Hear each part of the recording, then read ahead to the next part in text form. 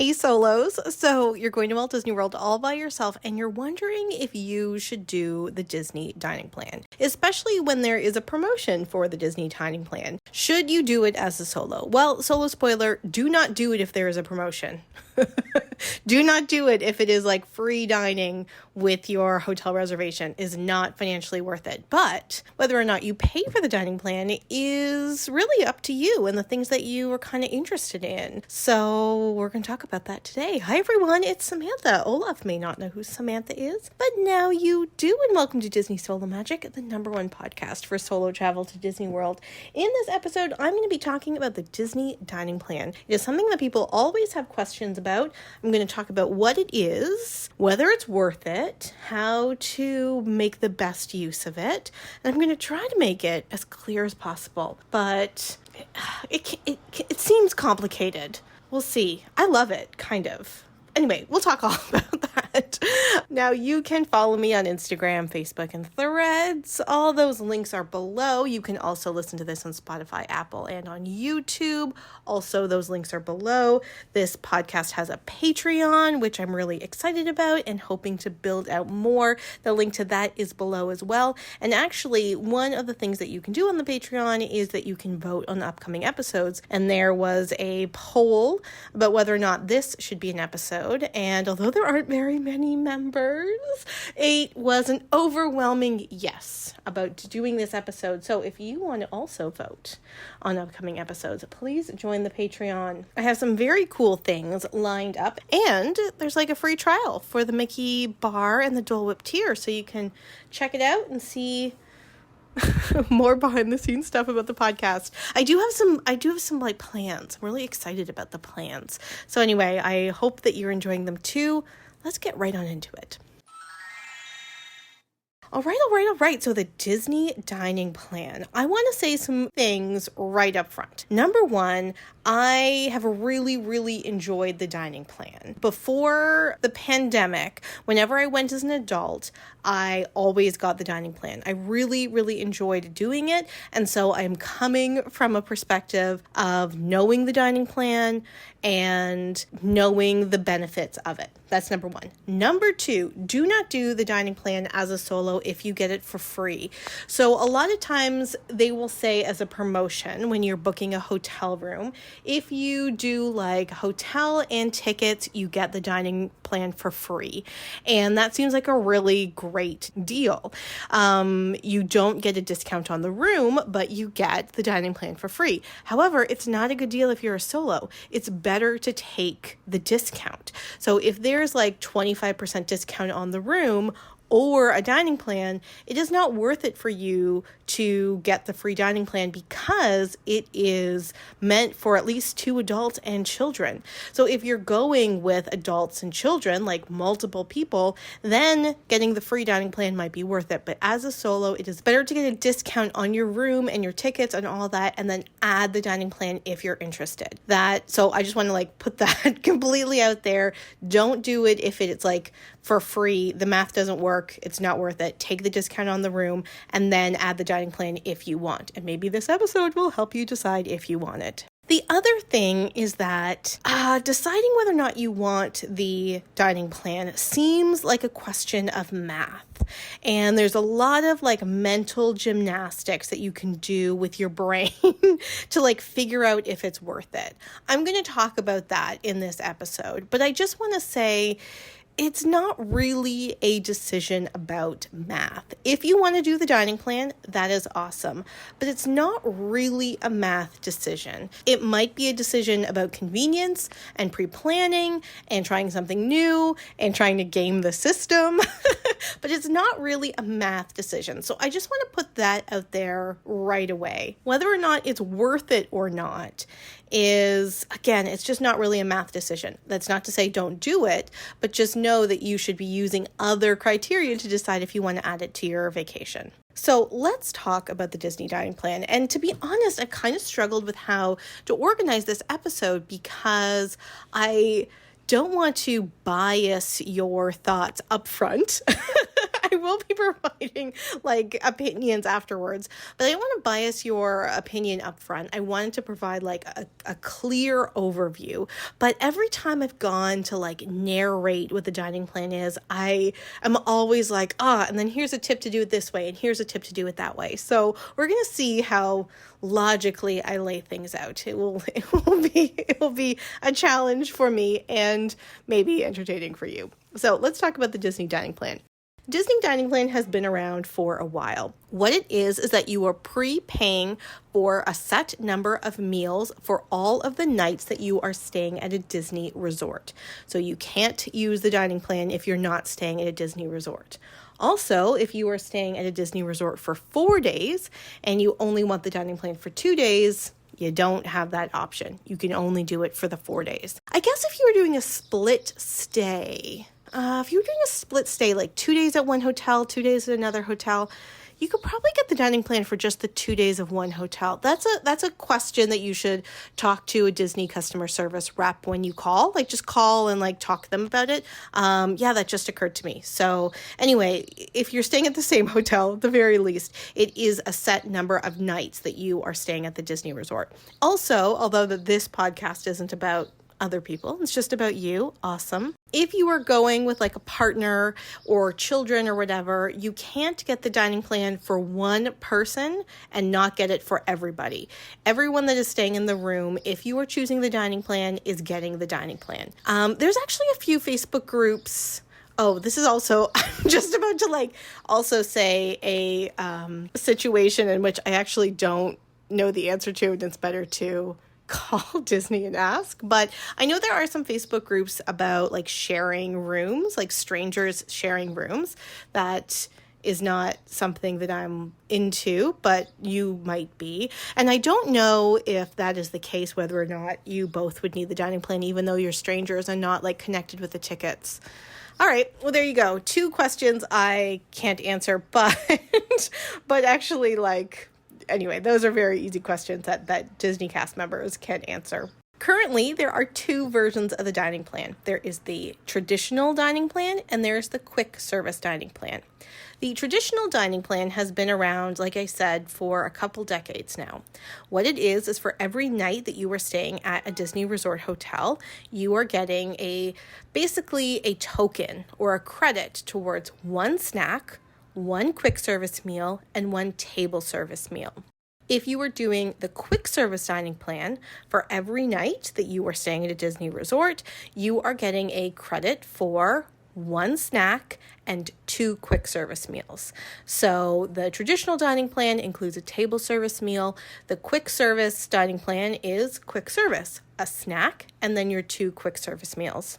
With both dining plans, you also get a refillable mug at your resort that you can use for soda and coffee and tea, all of that stuff. Normally, that mug is about $23, and so you get that as part of the dining plan. Now, as of the time of recording, which is spring 2025, the cost for the full dining plan is about $100 per person per night, and the cost for the quick service dining plan is about $60 per person per night. It's a little bit less than that, but I'm just rounding up for ease. When I'm talking about a quick service meal, I am including an entree and a non-alcoholic beverage or an alcoholic beverage, which is great for those of you who drink alcohol, not great for those of us who don't, because then you're not getting as good value for your money. If you have the dining plan that includes a table service meal, what you get for that is 1 entree, 1 non-alcoholic or alcoholic beverage, and a dessert at brunch, lunch, or dinner, but not at breakfast. If you're going to a restaurant that is a buffet or a family style, you can use your table service credit for that buffet or family style meal. A snack is a snack. I will get to that in a bit. Now, all of these things you should think of as essentially tokens. It's a token for that meal. So if you are doing the standard dining plan for 4 nights, you would be getting like 4 tokens for 4 snacks, 4 tokens for 4 quick service meals, 4 tokens for 4 table service meals. They say credits, and we can also do credits. We can also say credit. But what I want to focus on here is that you are choosing how to redeem that token or that credit. It is not up to like the meal itself in how you are going to bring in that token or that credit. So if you use your token, you use your credit, for example, for your quick service meal on something like breakfast, you actually are not getting the same value for money you would be using if you used that token or that credit towards a dinner, for example.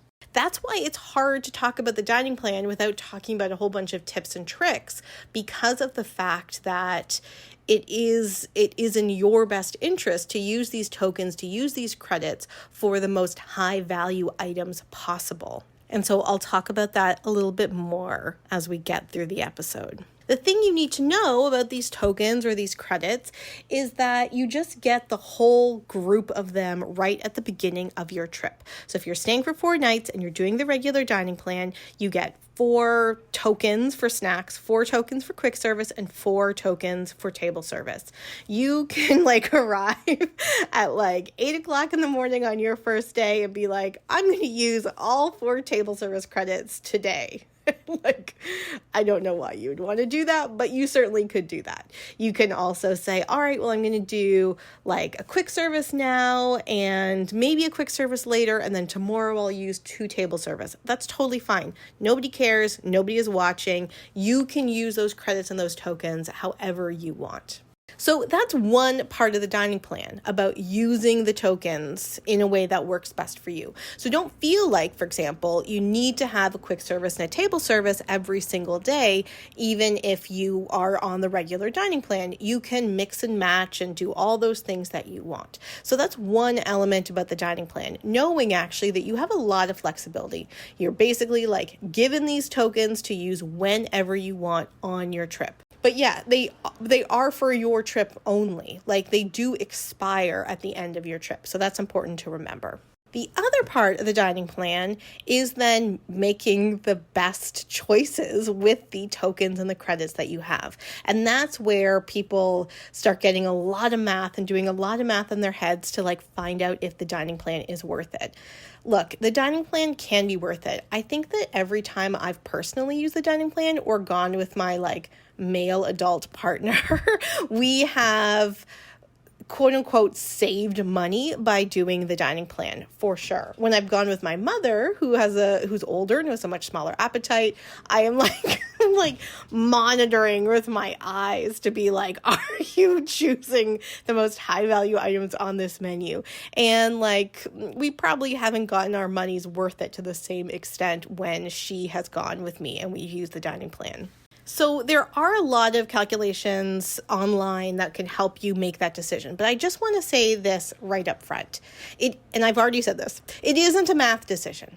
Disney is not going to offer something in which they are losing money. 100%. So there is no way that they're going to offer a dining plan package, especially offer it as a free promotion, and you think that you just have to, with all due respect, obviously, and you think that you just need to do better calculations, and then you'll be oh, ha ha ha, I beat Disney. Look, I've done that. I've really enjoyed doing that, but that should not be the reason why you're choosing the dining plan. Disney is planning on making money off of you. And if you want to make some decisions where that's not the case, that's wonderful. But know that that is actually part of the dining plan if you are interested in it. So why would you do the dining plan if it's not a question of money? Well, it might just be because you are interested in paying for everything up front, and the dining plan is part of that. That's certainly why we started doing the dining plans when I was going as an adult. I did an all-inclusive resort with my mother and my sister and all that, and I was oh God, I love this. And so when I came back from that vacation, I said to my then partner, we should do Disney. And then when I saw they had a dining plan, I was oh, it can be all-inclusive. So every time we went after that, I would add the dining plan along because we could pay for the food up front and then not have to bring a lot of cash, not have have to budget while we were there.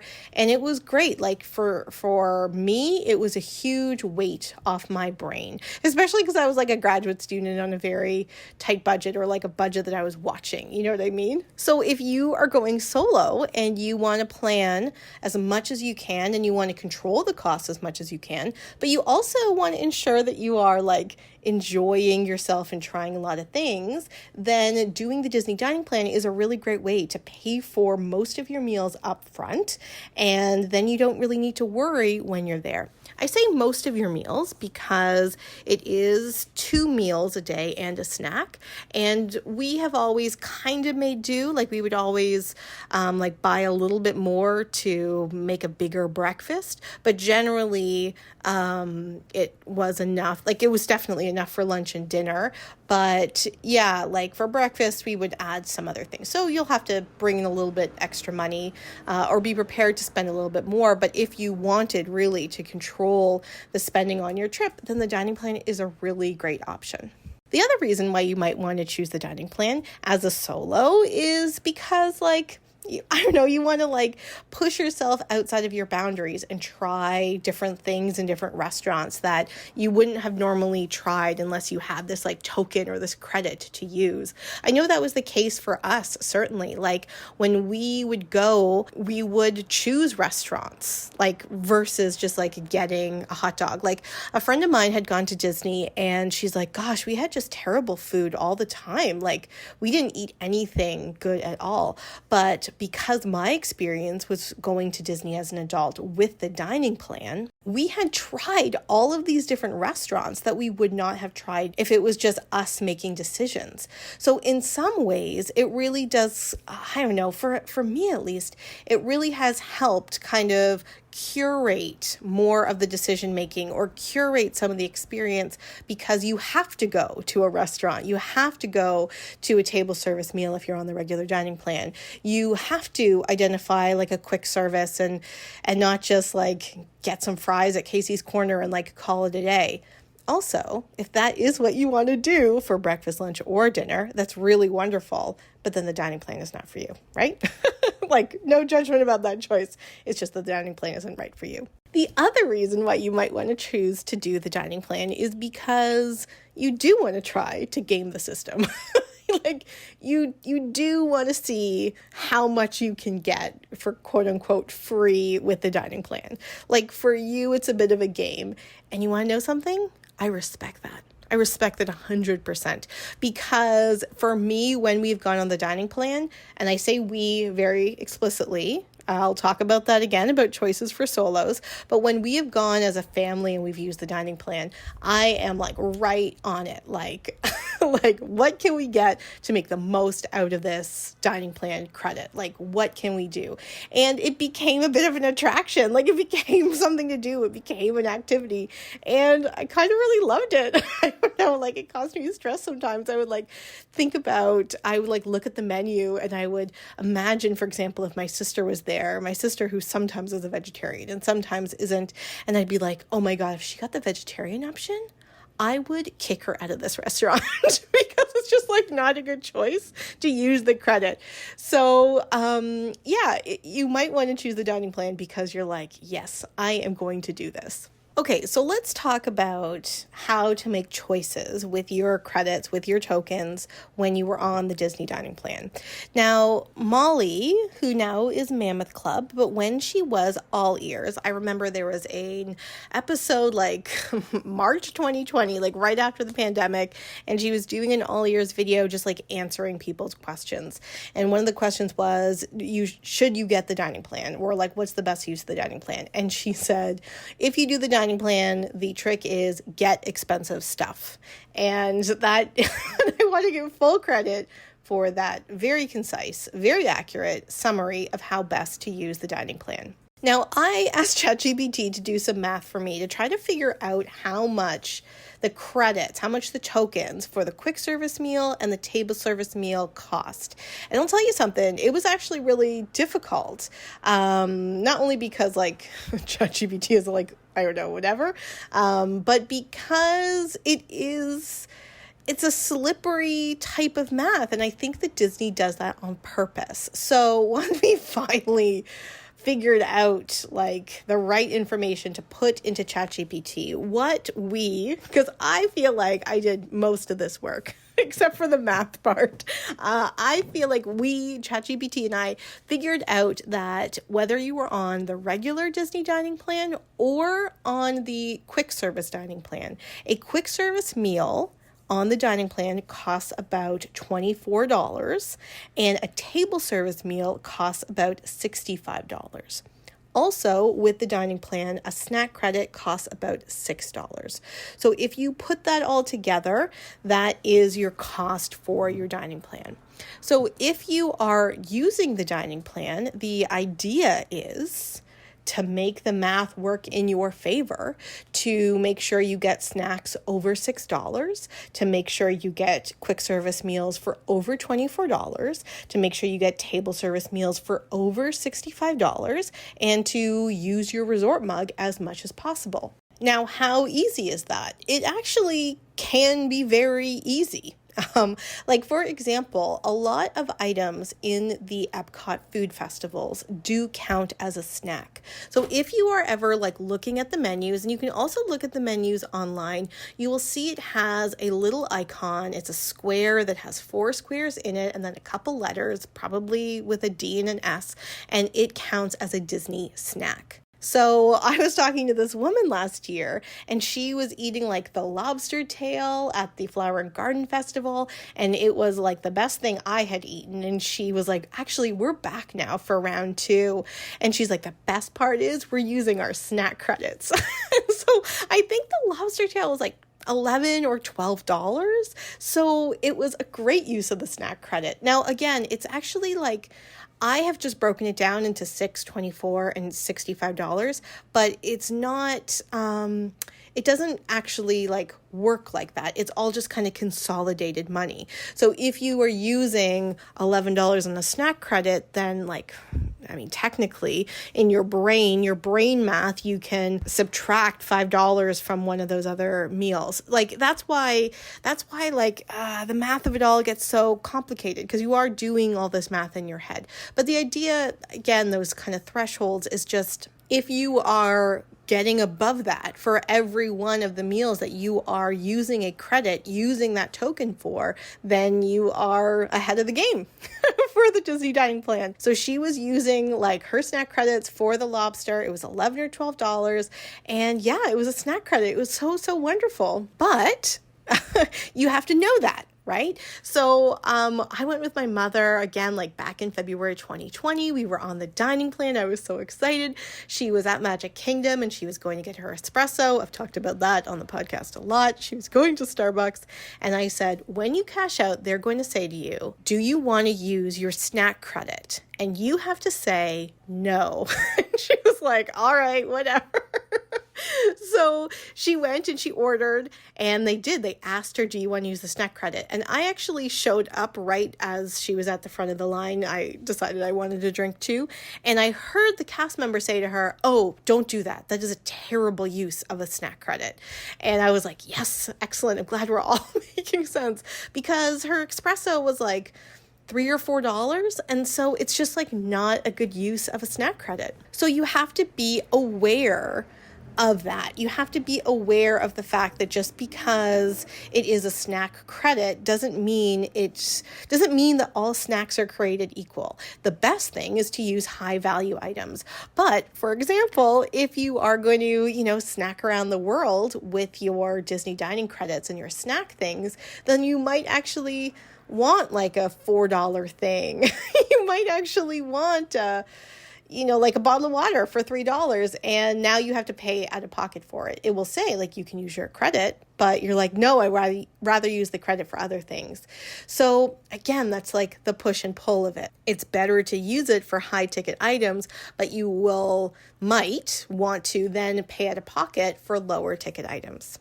And a lot of people actually have a lot of snack credits at the end of their trip. And I think that is more the case when you're like a large family. Like if you're a family of 4 and you're doing the dining plan and you're there for 5 days, that means you have 20 different snacks. And, again, you might have some extras, but you can go to the gift stores, for example, because there's some candy in bags that count as a snack. So I have never, whenever I've done the dining plan, I've never had extra snacks left over. I've always put them to use or purposefully use them to get souvenirs for other people that I bring back home. So you got to just keep an eye on that. Let's talk quick service meals. So like I said, ChatGPT and I, we figured out some of the math and that a quick service meal is about $24 on the dining plan. Now, I always think of the quick service meals as like your lunch. It doesn't have to be. You can use it for dinner. That's totally fine. But I'm just thinking of a lunch. And so if you're thinking of a quick service meal, quick service lunch for $24, you might think, oh my gosh, that's really expensive, because you could do like a kid's meal with like one taco and it's like $12 and you think that's fine, right? But it's actually not that hard to get to $24 if you are like looking at the menu. So I'm going to choose the ABC Commissary at Hollywood Studios as an example. I've gone there quite a few times and like they have tacos that are delicious. Every time I've gotten them, I was like, oh, thank you, tacos. So you could go to ABC Commissary and get those shrimp tacos. They're about $13. And remember, when you are using a quick service credit, when you're using your quick service token, you get a drink, a non-alcoholic drink or an alcoholic drink. And I want to actually say like, the lucky people who get an alcoholic drink. I mean, I could be one of those lucky people. I just wouldn't drink it. Because, for example, there is a watermelon margarita at ABC Commissary that is $17.50. So if you got the $17.50 watermelon margarita with your $13 tacos, you are now having a lunch that is over $30. And over $30 is also over $24. And therefore, you have maxed out you made the best use of your dining credit for the quick service meal as you could, which is great. Yay you. High fives all around. However, if you are a non-alcoholic drinker like myself and you got those tacos, $13, and then you got like the most expensive non-alcoholic drink, which is a strawberry slushie that costs like just under $14, then you would be spending about $20 on your lunch rather than the $30. So if you're spending $20 on your lunch, you are under what ChatGPT and I have identified as about the average cost for the like quick service token, which means you're under. And I'm like, I just heard in my brain like this sound from Price is Right when it's like,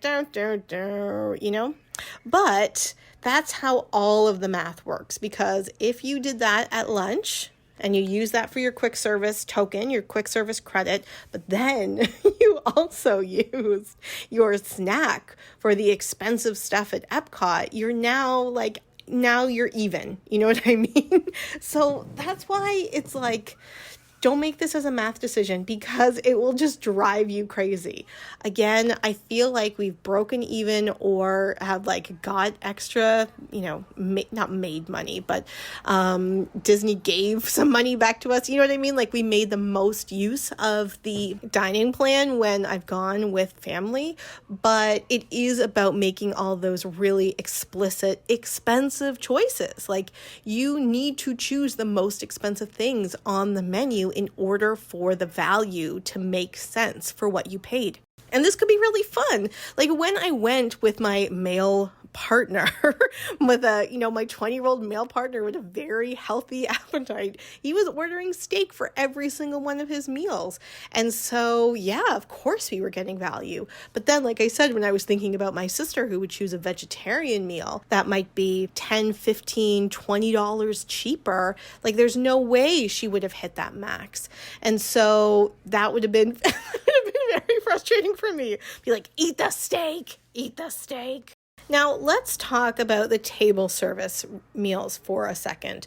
So, like I said, table service meals include the a la carte, just a regular menu, prix, it includes buffets, it includes family style, all of that. But it doesn't include all table service meals. There are some restaurants that are signature dining. These are more upscale, they're more fine dining, and they are more expensive. So, Le Cellier Steakhouse at Epcot, that's one example. California Grill at Contemporary Resort, that's another example. The Yachtsman Steakhouse at the Yacht Club Resort, that's another example. All of those are signature dining. And they don't just count for one table service meal, they count as 2 table service meal.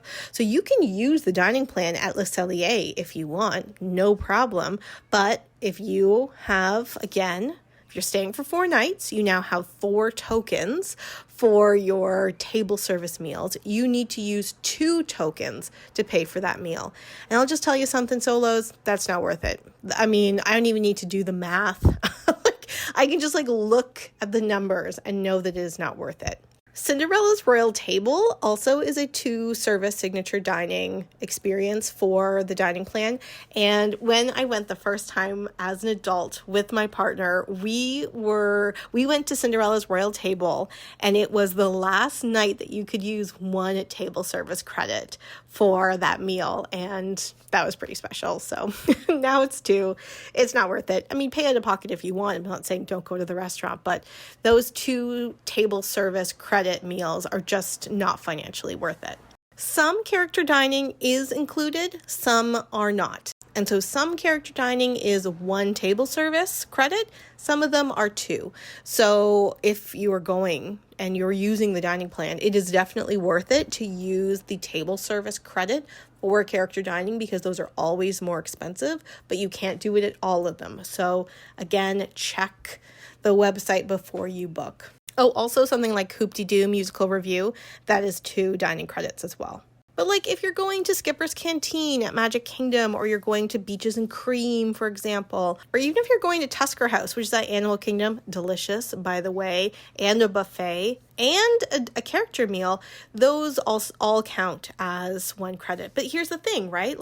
Beaches and Cream, sure, you can go get an expensive club sandwich or whatever from Beaches and Cream, or you can do a buffet. So you're always, you don't have to choose the more expensive options, but it works to your benefit to choose the more expensive options. And that's why I said that this is a good option for solos who do want to push outside their comfort zone. They want to provide other structures around their choices. So they're not just getting there's the standard food that they would get. If this is going to be your one big solo vacation, then prepaid for your food, choose expensive restaurants, get expensive things, and don't worry about it because you've already prepaid.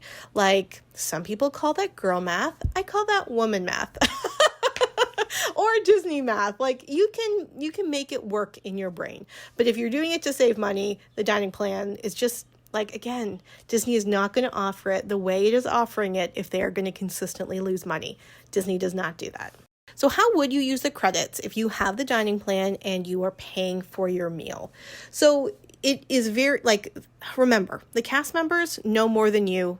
So just ask them questions. A lot of times when you are checking out, they will say to you, are you using the dining plan? And then you can say yes, and they will apply it accordingly.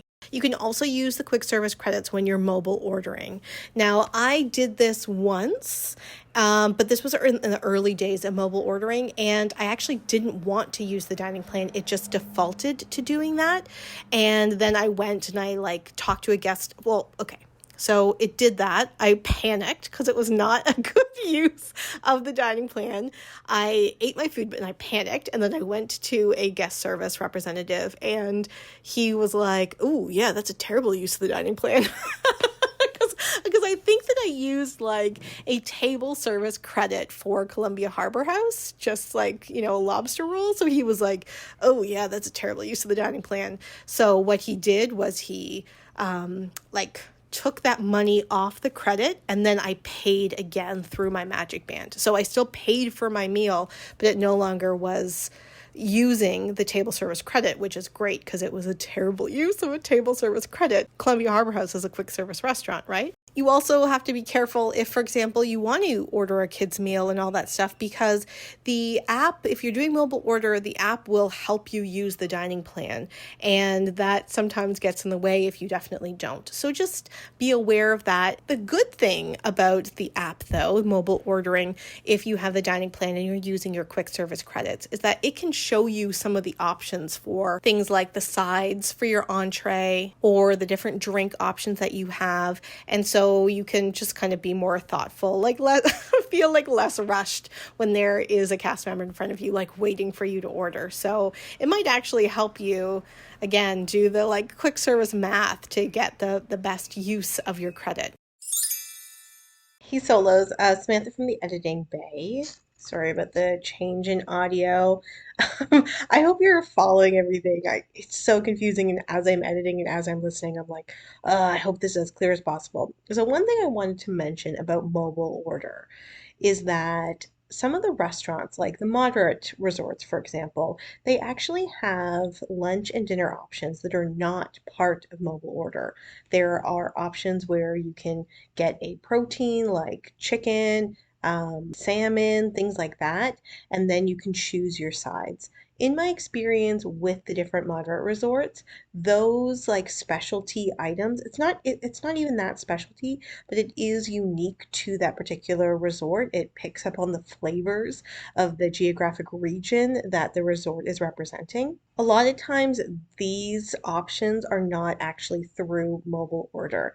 So gosh, just to put like another wrench in the plan, if you are staying at a resort and you want to use your quick service redemption for lunch or dinner at your resort, then also scope out the options that are available, not through mobile order, like when you're actually there in front of a cast member. And those are actually probably going to be better, higher value items than what you're going to see in mobile order. So just another element to, I mean, gosh, uh it's like complicated and it's not complicated. It's like you get all of these tokens, you get all these credits, you just need to choose the most expensive things, and the quote unquote complication is knowing where to look for all the like higher value items. And so if you are doing quick service at a resort, check out the actual menu at the dining location rather than just mobile order, because you will find higher value items there. Let's get back to it. Okay, let's talk breakfasts. Let's talk breakfast. It is not really a good use of the Disney dining plan to use either your quick service or your table service for a breakfast. Unless, I guess, it is a like character meal, but even then, watch those prices. For example, if you are using the Disney dining plan table service credit for a breakfast, it includes an entree and a beverage. If you are using the exact same credit, the exact same table service credit for a lunch or a dinner, you get an entree, a beverage, an alcoholic or non-alcoholic beverage, and like I think a lot of people usually don't drink as much in the morning as they do in the evening. Like you might just get like a more of a cocktail. You might enjoy your cocktail a little bit more in the lunch or dinner. I mean, again, no judgment, I guess. But you also get dessert. Like that's just an option where it's not an option at breakfast because they don't offer dessert at breakfast. So already it is just a better use of the table service credit because you get one extra thing if you go at lunch or dinner than if you go at breakfast. If you use the quick service credit for breakfast, it's also not a great value because the food at breakfast just costs less. So you could get bacon and eggs, or you could get tacos or a flatbread or a burger, and all of a sudden that is actually a meal that will fill you up a lot more. So it's not a great use of your quick service to use it for breakfast either. Now, what we did when we were using the dining plan is that we would use it for eggs or a side of eggs, and we would use that as a snack credit. Now, that is smart because now you're using your snack credit for breakfast, and then you are using your quick service for lunch lunch or table service for dinner, for example. However, a lot of times the sides of eggs are less than $6 anyway. So it is actually just more cost efficient to take it out of your pocket rather than to use the snack credit. Again, see, it's all these little movements. And again, you might find that a lot of fun. I did. I enjoyed it. So whether or not the dining plan is worth it is based on your choices. So for example, you could do a side of eggs at Pop Century as your snack for breakfast, and that would cost about $5 or $6. You could then do the ABC commissary for lunch at Hollywood Studios, take the Skyliner over, that is awesome, and you could get the shrimp tacos, you could get the margarita, and that's about $30. Excellent. You're now making money.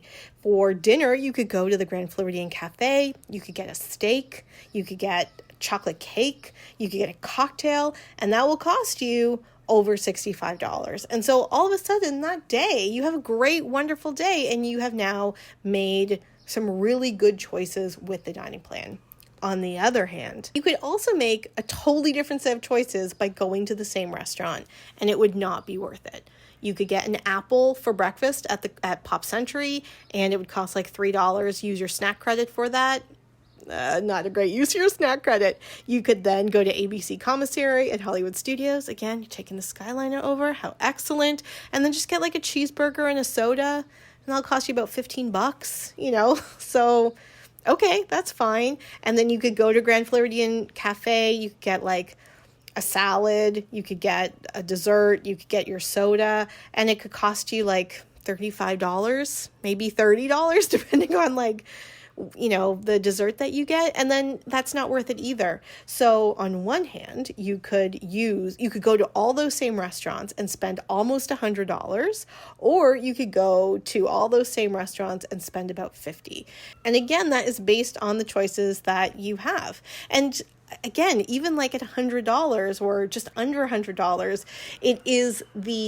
that is what you're paying per day on the dining plan. You're not getting anything extra. That's why it's not really a math decision. Do you just want to prepay for your food?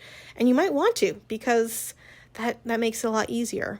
So should you do the dining plan? Well, I should just say, if you are a vegetarian, if you don't really eat beef, if you don't eat fish, it is not worth it to get the dining plan.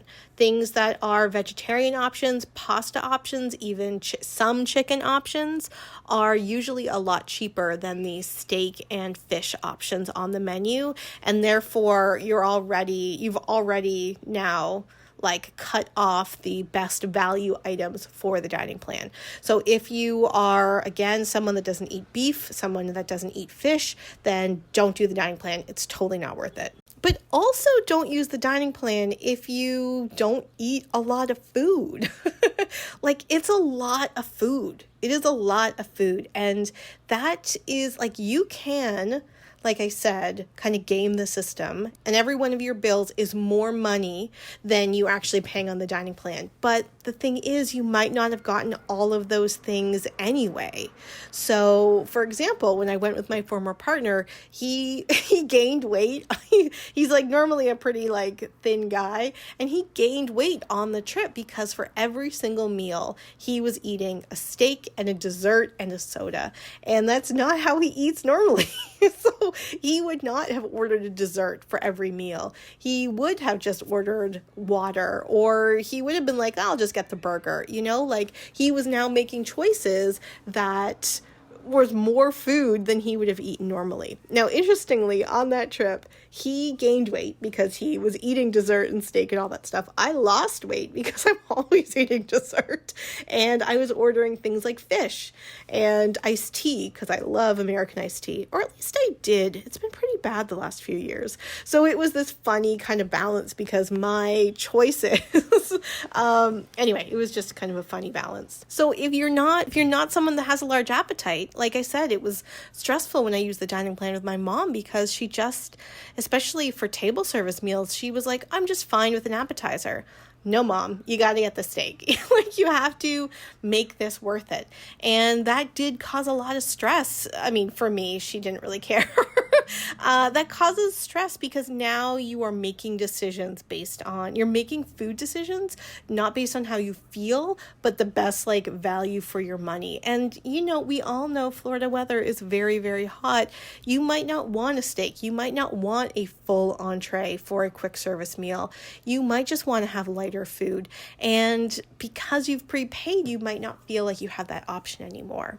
Also, don't use the dining plan if you want to have like fancier dining experiences. It is not worth it to use 2 table service credits for a signature dining experience. Like at the Brown Derby, for example, you'd need to use 2 dining credits for that. That is not worth it. I mean, I've enjoyed the Brown Derby, but it's definitely not worth it. So if you want to go and have some more upscale experiences, then again, don't use the dining plan. If you're not a drinker, like the addition of alcohol came about 10, 12 years ago, which again is really great for people that drink alcohol. That's great. But the price went up. And so for someone like me that doesn't drink alcohol, it's is really not worth it. It's just really not worth it in the same way. Like, yeah, a $17.50 margarita from ABC Commissary, that's an excellent value to use towards the dining credit. But for me as a non-drinker, my option is already $11 less than that. So if you're not a drinker, I don't know. I don't think it's a great option unless you want to prepay for your food and drink, and unless you want to kind of figure out how to game the system, like you want to use as a little bit of a game while you're there. But if you're just kind of like thinking about it, just generally, and you're not a drinker, it's just really not worth it, I don't think. So it is worth it if you want to not worry about your food costs while you're there. It is worth it if you want to prepay for your food. It is worth it if you want to kind of push yourself outside your own comfort zone by now having to choose restaurants that you might normally choose, or to like look for snacks you might not normally eat. It's worth it if you want to use it as a bit of a game to figure out like how best to use this table service credit or a quick service credit or this snack credit. It's worth it for that. I guess it's also worth it if you just don't care about the money of it. Yeah, like I guess you wouldn't have gotten this far if that's the case. But if you're like, whatever, I don't care, then yeah, sure, use the dining plan. But don't use it, one, if it's offered to you free as a promotion and you have to pay full price for your hotel room as part of that promotion. And don't use it if you're a vegetarian or you don't eat beef or fish or other kind of expensive items, or if you don't drink alcohol, because then it's not as good of a value for money. But here is my overall verdict, solos. I told you right at the beginning of this episode that I loved the Disney dining plan, that we did not go as adults without the dining plan. And that was up till February 2020. In February 2020, we were still using the dining plan. And again, I say we because all those trips were with other people.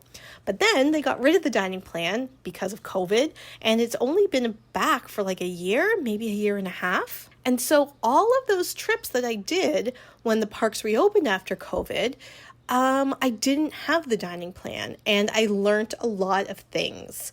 And that is what I want to end the podcast on, because although I do actually, as I was doing this episode, I was kind of like, oh yeah, it was so fun to game the system. I realized when I didn't have the dining plan as an option that it is better, especially solo, to not use the dining plan. And the reason why is because you have a lot more flexibility in your day to do and eat and experience different things. So for example, as soon as I did not have the dining plan anymore, I started going to signature restaurants. I went to the Brown Derby. I went to California Grill. I went to Citric Coast. I went to Narcoossee's. I started going to signature dining restaurants. Again, table service credits, totally not worth it. But now that I am not bound to the dining plan, I was going to these signature restaurants that weren't that much more than a higher end table service restaurant, and I realized I loved them. I realized that I much rather have like a nice expensive meal at Narcoossee's than going to Beaches and Cream for a club sandwich. I mean, yeah, go to Beaches and Cream for a club sandwich, but if I'm going to sit down and have like a formal table service meal, I want it to be kind of fancy. I want to dress up. And there are some table service meals that are available to you on the dining plan that's just really not what they are. They're kind of a step above quick service. I'm not knocking them. I'm just saying that if you want a more elevated dining experience, you can go to signature restaurants, and now you don't have the dining plan that you're doing the math on. I also realized that you can go to the signature restaurants and the table service restaurants, and you can go to the lounges, and you can just go and like order an appetizer. So I have gone to Topolino's and I've gone to the lounge for dinner, and I've ordered like 2 appetizers, and it was great and I really enjoyed it. And I didn't have to worry about the credits of the dining plan. I didn't have to worry about any of that, and that wouldn't have even counted on the dining plan. You don't even get appetizers on the dining plan if you go to a table service meal. So all of a sudden, a lot more options ironically opened up for me. And then as a solo, I can now move through my eating experience with a lot more ease. Like, I sometimes do just get a kid's taco from Pecos Bill at Magic Kingdom, for example, because I'm like hungry, but not like starving. I've talked in the podcast about like, I will get a Gatorade or a Smart Water because I do feel like they hydrate me more in the hot sun in Florida, and I don't have to worry about whether or not I should use my snack credit for that. I just pay out of pocket and get a Mickey bar as a snack. Because the thing is, like, I had been doing so much math about whether or not these snacks were worth it that I was now paying for a lot of things out of pocket, and I just wouldn't have had to do that otherwise. I also, in not using the dining plan, will order things that aren't beef and chicken. So at Citricos, I had this most delicious vegan pasta that looks like it has an egg on top, but it's actually tomato, and it was so interesting and so delicious. I've ordered it twice now,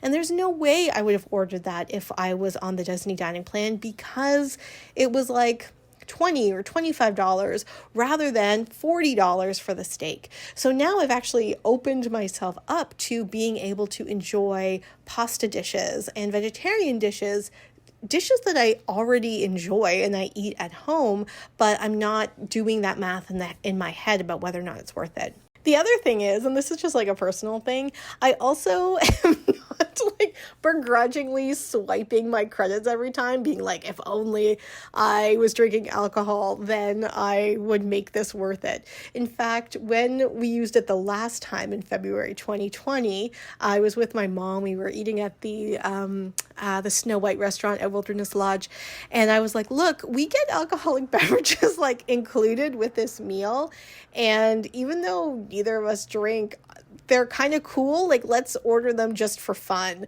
So we did. We ordered this cool drink. Actually, it came in a cloche and had all this dry ice. It was very cool to look at. I was really glad that it came to our table, but neither of us drank it, like it was just kind of wasted. So I'm glad in my brain I don't have to like grumble about that every time I go and pay for something. So every time I've talked about the Disney dining plan in this episode, I've said we, because I've never actually done it solo. Because it went away for a while after the pandemic, and that's when I've been doing all my solo vacations. I didn't really have that option. And you want to know something? I don't miss it at all. I mean, I do like prepaying for things, although like putting things on your Magic Band does kind of make it feel like you've prepaid for things. I haven't missed it at all. I have really actually enjoyed being able to get kids' meals at quick service restaurants and go to signature restaurants and all of that stuff. And so that's what I would say. But if it is your first solo trip and you're a little gun shy and you do want to save and all that stuff, it might be a cool option, but no, it's going to be a lot of food. No, it's going to be a lot of food. And that is definitely a big criticism that people have. Like, I just don't know how much I can eat that food. It's definitely, just like, no, you're going to eat. I remember I talked to Disney Dad of 7 early on. It was a solo story God, last year, like really early on in the podcast. And he said, oh, I've been to like every table service restaurant around the property because we've had the dining plan multiple times. So I've tried every restaurant. And, like that was really cool for him because he got these high value items. He was telling me about how good the steak was and how good this was. And so if that's something, like if you're going to eat steak and drink alcohol and eat a lot of food, then yeah, it's a great option for you. But again, don't necessarily choose it as a math option. I hope all this made sense. It's so much information. I hope I was as clear as possible. I don't want to dissuade you from it, but I just want you to know that there's a lot of cool options when you also don't have it. And I guess that's what maybe I want to leave you on too, that it isn't just like ordering regular food or doing the dining plan. I really encourage you when you are going solo to push yourself out of your comfort zone and try something you might not normally try. Go to a lounge, get like a fancy appetizer, like do some other things. So in doing the dining plan, or not doing the dining plan has nothing about saving money or not saving money, is I've got to try so many more things. And so what I guess my final verdict for you is, what is going to encourage you to like try the most things and really lean into how awesome it is that you're there by yourself and can make these decisions for yourself. Like when you figure that out, that will make your decision. So that is the Disney dining plan. Have you done it solo? Have I missed anything? Are there any tips that you would give people? Please comment on Instagram, on YouTube, on Spotify, on Threads, on Patreon. Please weigh in on whether or not I've missed something and other things that you would add. And I can do a little postscript if there are some really good tips that just fell through the cracks.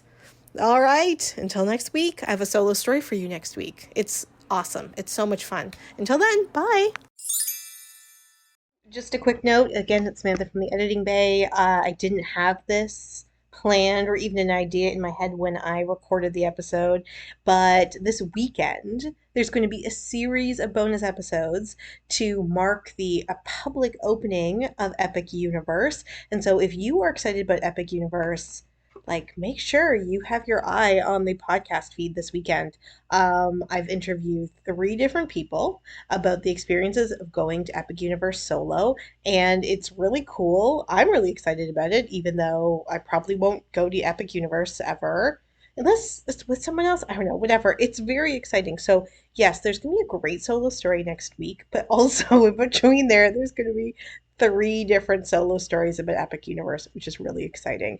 Speaking of tons of solo stories, tons of like bonus content on Patreon this weekend, I made a little post about help me plan June, because I have all of these solo stories planned for June. I'm really, really excited, but I also have some other really cool episodes that are kind of on the docket. And if I don't put them up in June, they won't really go up until the fall. So I talk about the like overwhelm in a good way, and go to Patreon and weigh in. It's a free trial. Go in and weigh in. I'm really excited about what you think because you're making the decision. I will do anything that the patrons, the Patreon, think makes a lot of sense for the podcast in June. And don't worry about me and burnout. The burnout comes from finishing a book, not undoing the podcast. This is a pleasure. All right, bye. Hey Solos, it's Samantha.